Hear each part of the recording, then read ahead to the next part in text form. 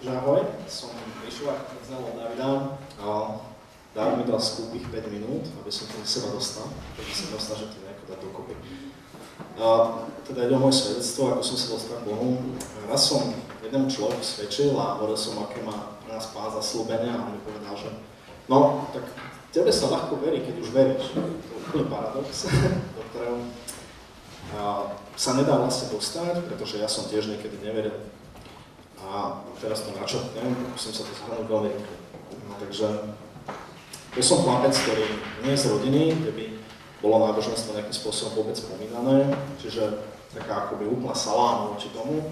Žiadny Boh, nevyjadrujeme sa, neriešime to. A tak v podstate vyzeral môj život totálne ateistický a občas až tak nihilistický. No, že v podstate bol som členom a spevákom punk-rockovej kapely, čo zo sebou nieslo aj také životné kréda, že teda síce mi vadí všetko, ale nezastávam poriadne nič. Tak toto bolo aj s kresťanstvom, že keď niečo padlo, tak som úplne agresívne vystúpil voči tomu, nechcel som počuť nikoho nič a väčšinou to svojou nepríjemnosťou nikto ani nemal záujem niečo ďalej hovoriť.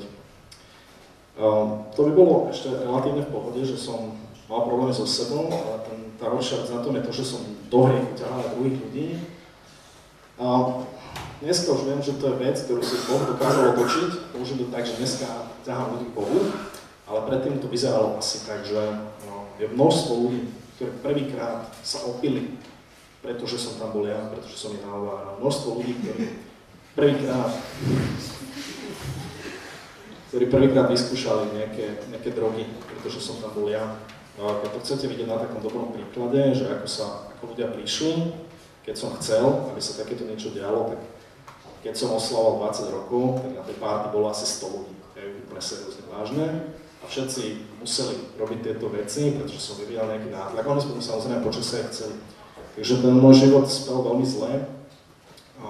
Svoju budúcnosť som si predstavoval, takže pôjdem na vysokú školu, vyštudujem právo, momentálne aj som a s úplnými pohnutkami a budem zarábať dobré peniaze, budem na nejakom dobrom poste s dobrým menom, manželku mať nebudem, pretože budem môcť mať viacero žien, pretože to zrejme budem môcť dovoliť. A ten pohľad bol úplne zlý, z toho kontextu, ako to väčšina z vás určite teraz vníma. Stalo sa mi to, že keď boli prijímacie skúšky po mojej strednej škole na tú vysokú, tak ma nezobrali. A to, čo som spravil, bolo to, že som išiel do zahraničia, išiel som do Anglicka, že sa dačo zarobím. A išiel som sám. No a tuto zasiahol Boh do môjho života veľmi radikálne, že ma odčlenil úplne od všetkého, čo ma mohlo motivovať naspäť na tieto cesty. Postavil ma do tvrdej roboty, kde som okrem nej nemal čas vôbec na nič.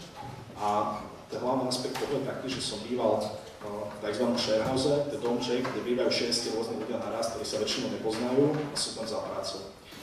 No a jeden z takýchto ľudí, ktorý tam so mnou býval, bol kresťan, niekoľkoročný, myslím, že 30-40 rokov bol obrátený. Pred ktorým, keď som tam prišiel, tak na tí ostatní spolubývajúci varovali, že mi bude rozprávať dristy. A keď som videl, že to budú dristy tohto charakteru, tak som sa náležite pripravil svojimi štandardnými argumentmi. A samozrejme sa to stalo hneď druhého dňa. Začal mi rozprávať. Po prvom dni som zistil, že môj doterajšie argumenty stojí úplne nie že na vode, ale totálne niekde inde ani nestoja. bol som zrušený a moje naduté ego dovtedy, ktoré sa tak prezentovalo, bolo úplne splasnuté. Ale nedal som sa, samozrejme zastrašiť, že niekto môže mať takú pravdu. Také 2 mesiace toho môjho fungovania vyzerali tak, že on mi každý deň rozprával a ja som si každý večer na internete vyhľadával argumenty. V podstate ten môj čas, síce som nemal čas chodiť na párty, opíjať sa, ale mal som spolujúceho, ktorý nosil domov marihuanu, takže som si s ním rád zafajčil. Boli to také 2 mesiace, čo mi dotyčný človek kresťan svedčil, ja som ho opíjal. A bol to jeden večer, kedy som si teda dal som si tú drogu. A on mi opäť svedčil a ja som to samozrejme nebral, išiel som si do izby vyhľadávať argumenty ako vždy. A zrazu pri tom, ako som sa hľadal na Google a hľadal niečo užitočné, tak sa stalo to, že som sa zastavil a do tej miestnosti vstúpil vyslovene Boh. Ja som musel prestať ťukať do notebooku a začal som plakať. Ešte som nevedel prečo, ale vedel som, že je tam niečo väčšie ako ja, vedel som, že to dotýka práve toho, o čom ja mám 2 mesiace rozprávam. úplne prirodzené som musel povedať na to, že viem, že si tu a teda už nič neostáva, fakt. Len ti proste verím a vyznávam svoje hriechy a išlo to veľmi spontánne, Boh tam bol a ešte to malo taký efekt, že ako som bol pod tým užitým drogým, to mi niekto zvykne povedať, že to je preto, lebo si to dal, tak trošku harašilo, tak to vôbec tak nebolo, pretože v momente, ako Boh vstúpil, tak všetko to moje opátanie do drogov okamžite zmizlo. Takto. Zrazu som bol úplne čistý, vnímal som všetky veci a za minútu som vyznal Bohu, že príjmam jeho smrť za moje hriechy a že mu verím. Od ďalšieho rána nebol modrejšie, svet lepší a ja som sa musel byť so svojimi hriechmi, ktoré som ešte musel dať preč. A aby sa môj život zmenil. A takto ma Boh zachránil, potom som prišiel domov a začal ma používať presne do toho, ako som vtedy ľudí ťahal do hriechu, tak som ma použil úplne opačne, že dneska množstvo ľudí, ktorí môžem svedčiť a naozaj sú ľudia, ktorí uveria Bohu a obrátia sa.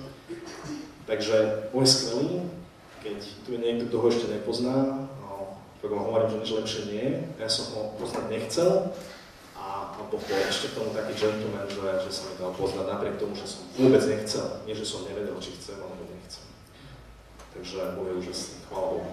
Ďakujem.